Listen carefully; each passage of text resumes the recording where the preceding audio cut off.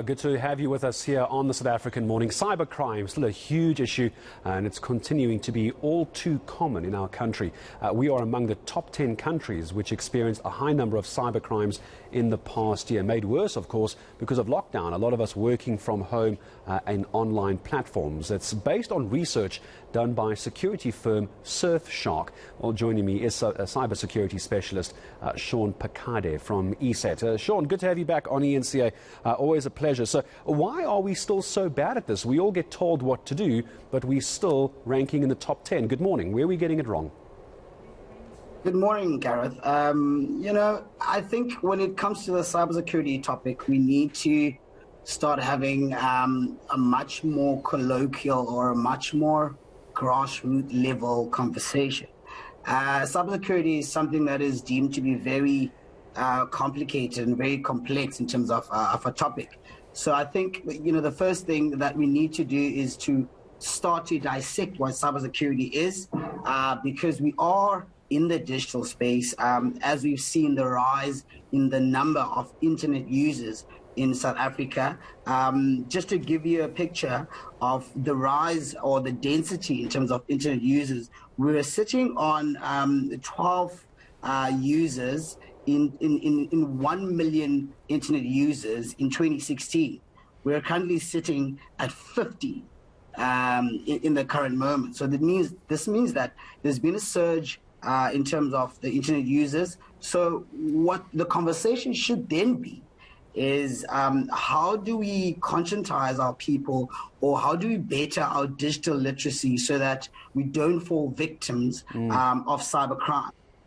I'm curious to find that as well, because whenever we talk about cybercrime, Shaun, tell me if you agree or disagree. I get the sense that most people think we're talking about using our laptops and our computers at home, and that you can still, if you're fairly au fait, you can start getting things like antivirus, you can start getting things like VPNs. But what do we do when it comes to using our phones? Because I've got, it's not a very fancy phone, but it's fancy enough to go online banking and order things online. How do I know if I'm being hacked on my phone? I can't get a VPN for my phone. What do I do?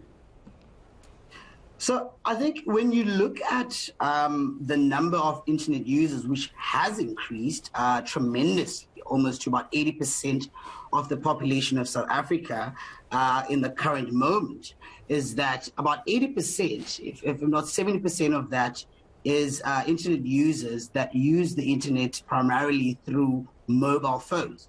What does that mean then? That means that we need to then start looking at how to protect our mobile phones, because through our mobile phones, we're doing not only our shopping, our internet banking, but we also store our sensitive information on there. So what we're not doing is we are moving into a space where we are delving into the digital space, but what we're not doing is finding or using the right tools to protect ourselves from people that are actually looking at the vulnerabilities for the people that don't have the knowledge. So what we should be doing is then saying how can we keep ourselves protected through our mobile usage, which is what we're doing the most of. Yes, we are doing the desktop internet usage. We are using laptops, but we actually are seeing most of these cases happen through mobile phones. I think the most important thing is I don't even think we know what hacking looks like. We only see when you've lost money or you've been swindled that, I just got a bank notification that I've actually been hacked. So being hacked is someone taking control of your details, which can then be able to compromise you financially in terms of also in terms of your identity, in terms of your data that might be important to you. So they use that, or how is that done? That is done, you need to give them a sort of key, right, to be able to gain access to your digital device. So this is why we then say that whatever unsuspecting or any link or thing, or what can I say, or a software or anything that looks or that wants to swindle you or that wants to extract any information from you is a potential threat to you for you to be hacked. Because part of the common thinking as well, Shaun, isn't it? Part of the common thinking, just before I say goodbye to you, last question as well, is if it looks suspicious or it looks different on your phone. Yes. That's what most people are saying. That's generally a red flag. Tell me very quickly, this might be a way to give consumers, especially on mobile phones, a way to protect themselves.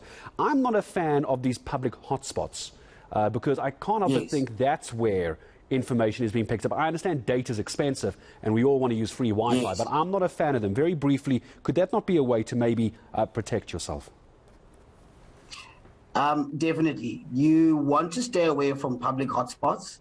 You want to stay away from links that are sent through messaging apps, that are sent through social media networks, that are sent through email. You want to stay away from payment notifications that are looking very suspect. You want to stay away from fake sites. You need to verify sites. You want to stay away from making payments that are not authenticated by the bank.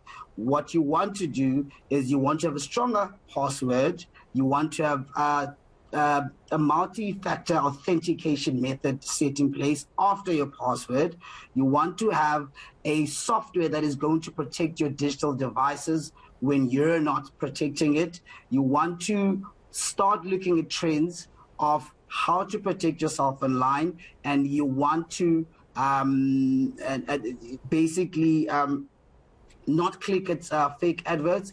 And you always want to be wary when navigating in the digital space, especially in these very trying digital times. Yeah, you've got to be very careful what you do. I think it's especially on the mobile phone, Shaun, and I appreciate the insights. Those public Wi-Fi hotspots, I know a lot of people are fans of them, but I think that's where many, many people are being taken advantage of. You don't know quite where that is coming from. They might tell you it's secure, but just be careful, even if you are using public hotspots, what you're accessing. If you want to go onto Instagram, that's probably fine, but don't do your banking in a public hotspot. I don't think that's the best idea in the world. But Shaun Pakade from ESET joining us this morning. Always good to have him with us here on eNCA.